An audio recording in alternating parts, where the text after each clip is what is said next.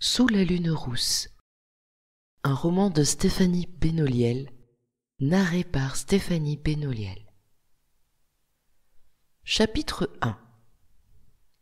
Je m'appelle Lou et je vais fêter mes 16 ans dans quelques mois. Je vis avec mes parents et mon frère, d'1 an mon cadet. Ils sont ma seule famille. Quand j'étais petite, j'écoutais fascinée le récit des fêtes de Noël de mes camarades. Je jouais à nous inventer des oncles, des tantes, plutôt des cousines que des cousins, des grands-parents qui nous couvraient de cadeaux le 25 décembre. Mais nous passions toujours cet événement tous les 4. Finalement, ça a fini par me convenir. Je crois qu'on s'adapte.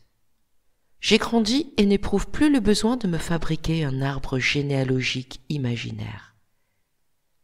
Le réveil vient de sonner. Je m'étire et file à la salle de bain après m'être habillée. Le matin, je ne suis complètement réveillée qu'après mon petit déjeuner. C'est le seul moment de la journée où je ne parle pas, ou très peu.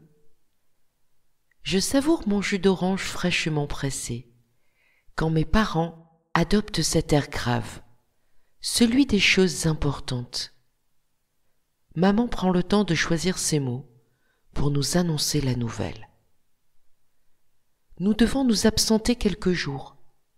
Ce soir, vous êtes en vacances. Julien, tu iras dormir chez Thibaut comme prévu.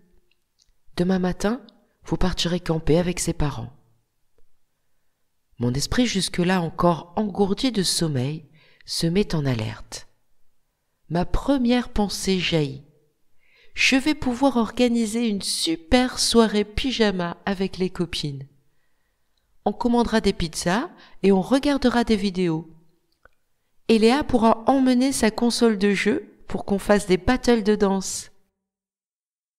Nous nous absenterons 3 ou 4 jours.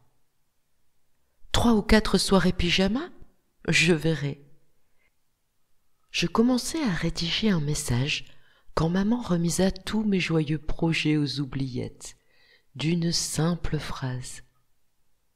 Nous t'emmènerons en Ardèche. Tu y resteras durant notre absence avec ton cousin. Mon cousin ? Je croyais que nous n'avions pas de famille. Je consulte mon frère Julien à la recherche d'un écho de mon étonnement. J'ai droit à un bref haussement de sourcils, signe de son incompréhension. Il se sert un 2e bol de céréales, sans plus se soucier de cette incroyable révélation qui a le bon goût de ne pas changer ses plans. Nous avons coupé les ponts avec notre famille, il y a bien longtemps. Un problème urgent nous force à les retrouver. Nous réglerons cet impératif le plus vite possible, termine maman, en me tendant ma tartine légèrement toastée, nappée de beurre et de confiture de fraises maison. Je m'applique à la grignoter méthodiquement. D'abord la croûte, puis la mie. Je n'en reviens pas. Je suis tellement abasourdie que je ne songe même pas à protester, ce qui n'est vraiment pas dans mes habitudes. Je suis plutôt du genre à râler, à négocier ou à gagner du temps. Je me rebelle parfois, juste pour la forme. Puis je m'incline, avec une réponse comme « Ok, dans 5 minutes » ou « Je finis un truc d'abord ». Maman paraît soulagée, même si je sens qu'elle se méfie de ma soudaine docilité. Je l'observe vraiment et constate qu'elle a réellement l'air préoccupée. Quand les soucis l'accablent, de fines rides se creusent au coin de ses beaux yeux verts. C'est toujours une très belle femme, dotée d'une silhouette irréprochable et d'une magnifique chevelure rousse qu'aucune coloration ne peut égaler. Moi, je tire plutôt de papa, dont j'ai hérité des yeux bleus et des cheveux bruns. Julien possède, lui, le regard émeraude de maman. Ses cheveux lui masquent le front et les joues, dans une coupe improbable qui lui donne un air à la fois branché et déjanté. Leur teinte châtain foncé se pare de reflets qui rappellent ceux de maman. Il a tellement grandi ces 2 dernières années qu'il fait désormais ma taille. Il est évident que je devrais très bientôt lever la tête pour lui parler.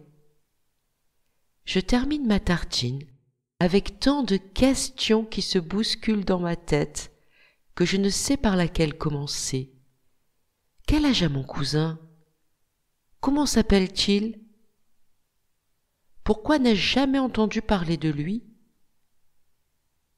Quelle obligation familiale peut forcer mes parents à quitter la ville? Je mâche soigneusement ma dernière bouchée quand maman rajoute quelques précisions. Ton cousin s'appelle Luca. Il va avoir 18 ans et habite dans un ranch. Je manque de m'étouffer. Un ranch?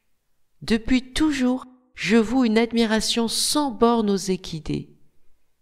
Je n'ai hélas pu pratiquer l'équitation que trop rarement, sans manquer une seule opportunité de monter. Sur les murs de ma chambre, les posters de magnifiques chevaux se partagent la place avec mes stars préférées du moment.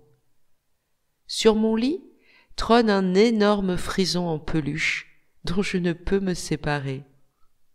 Je trépigne. J'ai hâte que cette dernière journée de lycée se termine. J'aimerais tant pouvoir accélérer le temps. Une seule question me tourmente désormais. Tu crois que je vais pouvoir monter? La réponse de papa me comble. Probablement, ma chérie. Ils ont une 50aine de chevaux et de poneys. Ton cousin est un excellent cavalier. Je crois que vous devez aller vite vous brosser les dents avant que le bus ne passe. Je cours dans la salle de bain, mon téléphone à la main. Je commence à rédiger un message pour Eléa, ma meilleure amie, qui pratique l'équitation depuis sa plus tendre enfance. Je tape à toute allure, tout en m'appliquant avec l'orthographe. C'est l'obsession de maman. Elle m'oblige à copier plusieurs fois les mots que j'ai le malheur d'écrire avec une faute. Je prends donc soin, depuis mon apprentissage de l'écriture, de ne pas me rajouter de travail supplémentaire. J'ai remarqué que le moindre relâchement entraînait immanquablement des conséquences. Donc, écrire correctement chaque mot est devenu un automatisme. La réponse arrive très vite. Génial! Comment s'appelle ce ranch? Je pose la question après avoir embrassé mes parents, la main sur la poignée de la porte. Le ranch de la Lune d'Or, c'est là que j'ai grandi. La voix de papa est tellement chargée d'émotion que j'hésite à faire demi-tour pour un dernier baiser. Je dois me dépêcher pour ne pas arriver en retard, l'esprit assailli de sentiments contradictoires. L'étrangeté de ce moment me poursuit jusque dans le bus. Puis, je recommence à me réjouir et à envoyer des messages. Ce soir, je serai en vacances. Demain, je rencontrerai une famille dont j'ignorais totalement l'existence et je séjournerai dans un ranch. Décidément, la vie réserve bien des surprises.